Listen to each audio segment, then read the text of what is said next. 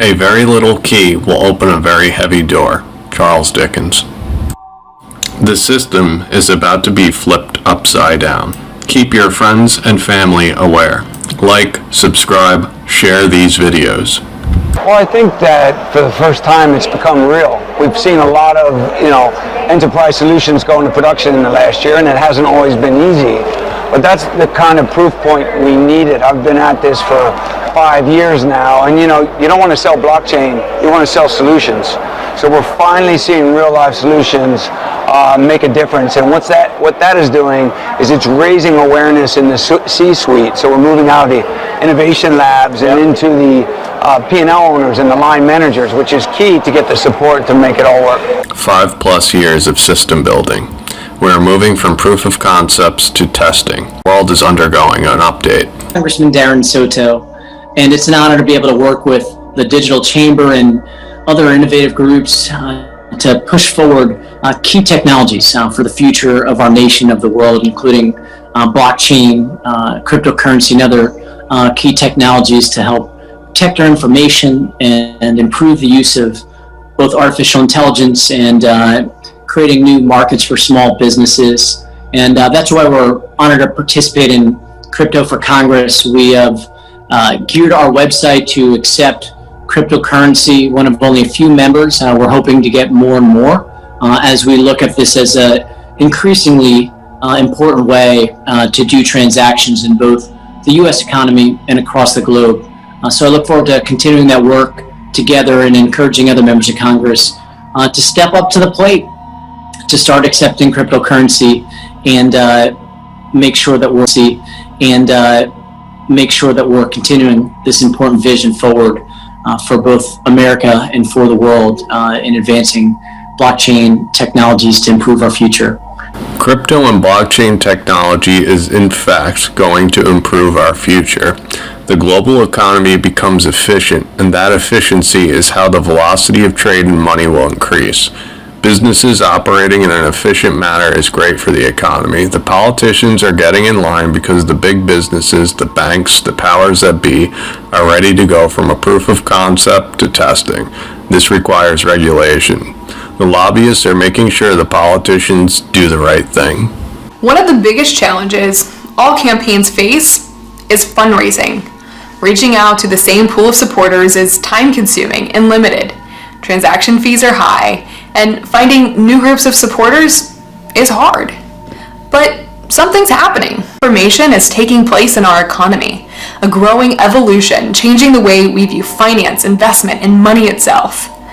Blockchain technology is the platform that cryptocurrencies like Bitcoin run on. Every congressional campaign now has an opportunity to attract and excite new supporters and tap into new ones by allowing donors to give to their campaigns on a blockchain. Welcome to Crypto for Congress from the Chamber of Digital Commerce, the first national initiative connecting every member of Congress to blockchain technology. Crypto for Congress is a movement to expand access to digital assets and participation in the political process. Coincidences are not real. Blockchain solutions are going to authenticate users based on digital identities. These identities cannot be altered. Everything within the Internet of Value can be tracked and traced. The vulnerabilities that you are seeing have a solution. I predict that these vulnerabilities will be shown more and more. These headlines will keep popping up. This doesn't make sense. It does to me, Mom. You're a smart kid. Why do you want to do this? I love it. You know that. Okay, but why this way? Because I want to take on the world's toughest hackers. And this is where it's done. So, what do you think?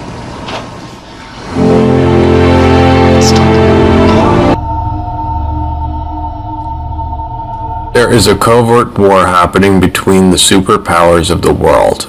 The DLT-based solutions that are designed for trade will prevent these attacks. The infrastructure for finance has been built to keep the rules fair. The rules are baked into the code. A digital covert war can become a hot overt war, which will move. Trustless assets is an olive branch. Again, the role of the OCC and the Fed shouldn't be to build, at least in my opinion, shouldn't be to build a digital currency. It should be to do what the FCC did with phones. Tell us the rules that digital currencies have to sort of conform to, and then let the market build what people want. You know, whoever's had a great experience with government-produced product, they should raise their hand. But I think generally speaking, what we like in this country, the beautiful experiences that get created in this country are created in the private sector with the government establishing rules. China is a communist dictatorship. They order the private sector to accomplish the goals that they have set out. The United States does not operate like this. They will adopt from the private sector. This may seem like a slow and arduous process. However, when the USA reveals the rules, it's not for US citizens, it's for the world to transact. Well, look, we live in a world where finance is fundamentally centralized. It's centralized around banks, right? And so the concept of centralization is one in which there are many tolls getting collected. You know, if you want to open a checking account, unless you keep a minimum balance, you have to pay a fee every month. If you want to send a wire to somebody, you have to pay a fee for that.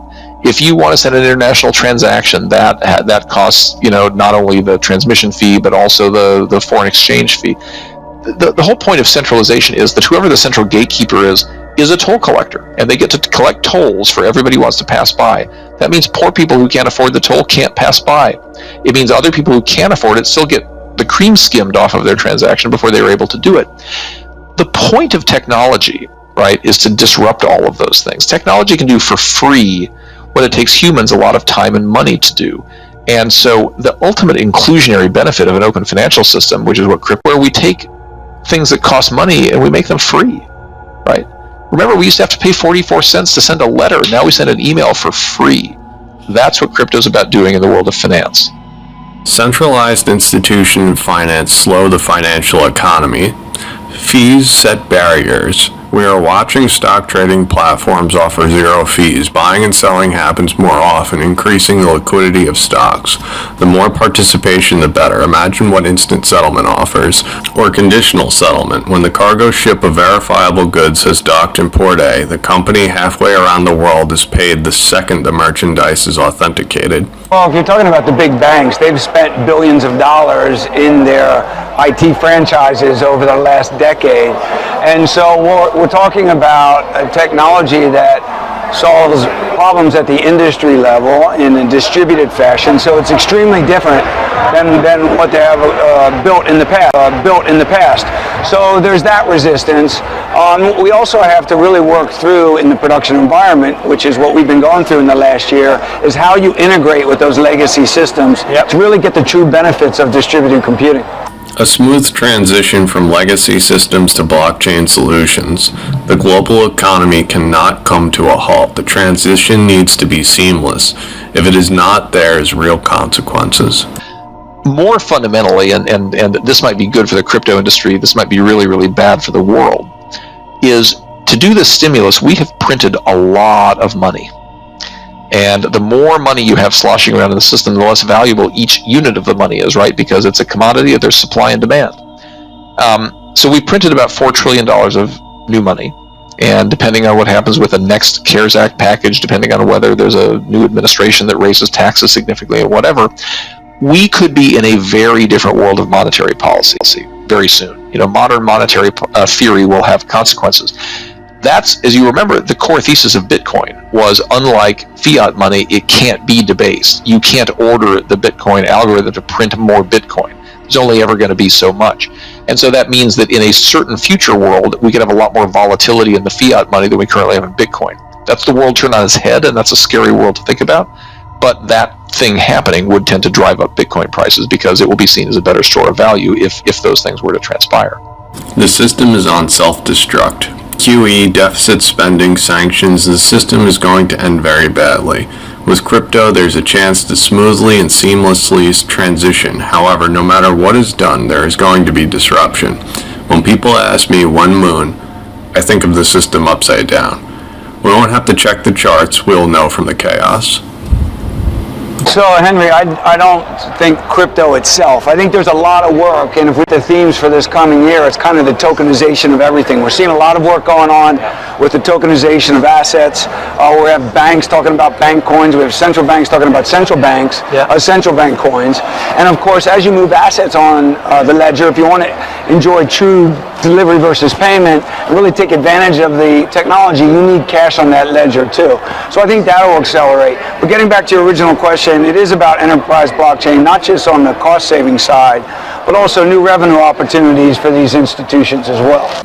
The infrastructure of the system needed an update. Now that the platforms are ready, all assets are moving from debt to credit via tokens. Tokenization of everything is the reset. The tokens will need crypto assets. They will need smart contracts, bridge currency, DeFi platforms.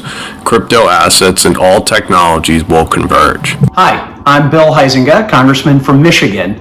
And one thing I've learned over that, Americans are very innovative and entrepreneurial. In fact, I believe that the federal government needs to support that and encourage that, not fight that innovation.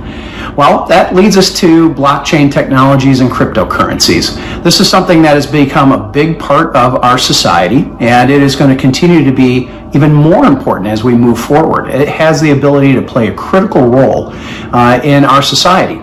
Now, I sit on the Financial Services Committee, which deals with a lot of the issues of this, and I can tell you there's a lot of excitement from the members of our committee as we integrate this into society. Blockchain technology and cryptocurrencies play a critical role.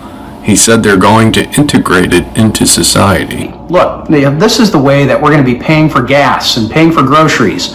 We're going to be really having it integrated into our lives, not just the cryptocurrencies, but the blockchain as well. I have been bent and broken, but I hope into a better shape. Charles Dickens.